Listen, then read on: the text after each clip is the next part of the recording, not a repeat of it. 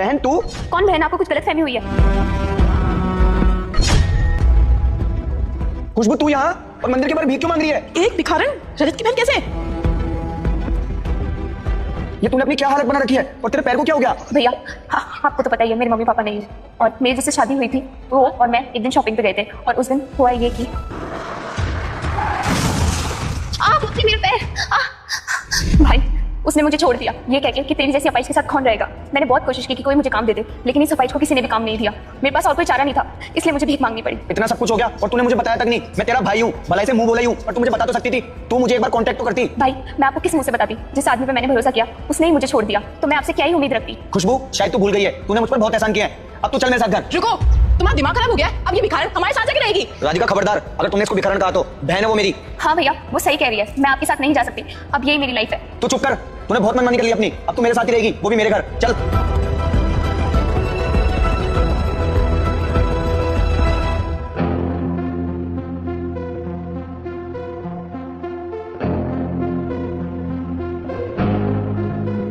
राधिका तुम यहाँ पे क्यों खड़ी हो? गाड़ी में बैठो ना। देखो रजत, मैं नहीं चलूंगी। और वैसे भी ये क्या लगा रखा है बहन बहन बहन? ये तुम्हारी बहन थोड़ी है। और वैसे भी तुम्हारी बहन चंडीगढ़ में पढ़ती है ना, तो ये कौन है? अपने घर में ऐसे भिखारों को घुसाओगे तो मैं उस जगह पे नहीं रहूंगी। जिसको तुम भिखारन कह रही हो ना, वो मेरी मुंह बोली बहन है। हाँ तो मुंह बोली बहन है ना, कौन सी सगी बहन है? और वैसे भी हमारा कोई धर्मशाला नहीं है जो किसी भी भिखारी को उठाकर तो अपने घर में बुला लोगे। तुम्हें सच्चाई के बारे में नहीं पता। अगर तुम्हें उसकी सच्चाई के बारे में पता लग गया ना, तुम उसके खिलाफ कुछ भी नहीं बोल पाओगी। जो तुम कुछ भी मेरे पास आज देख रही हो ना, गाड़ी बंगला पैसा, सब उसकी बदौलत है। राधिका देख, तूने मुझे 3 महीने से किराया नहीं दिया, और मैंने तुझे जितनी मोहलत देनी तो दे चुका हूँ, और मैंने किराएदार भी बुला लिया है। तो तू चुपचाप अपना बोरिया बिस्तर बांध और निकल यहाँ से।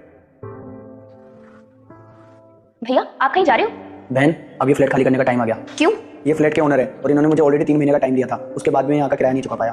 पर आपने किराया क्यों नहीं दिया? मैंने तुझे बताया नहीं कि 4 महीने से मेरी जॉब छूट गई है, और जहाँ भी मैं इंटरव्यू देने जाता हूँ वहाँ से रिजेक्ट होकर आता हूँ। मैं जयपुर इसलिए आया था कि मैं अच्छा खासा बिजनेस कर सकूँ। जब मेरे पास पैसे नहीं होंगे तो मैं बिजनेस कहाँ से करूँगा? अब मैं गाँव जा रहा हूँ, वहीं जाकर खेती बाड़ी करूँगा। भैया इतना सब कुछ हो गया, आपने मुझे बताया तक नहीं। तुझे क्या ही बताता मैं। आप रुको, ये लो 4 महीने का एडवांस, और अब मेरे भैया को परेशान करने की जरूरत नहीं है, जाओ यहाँ से।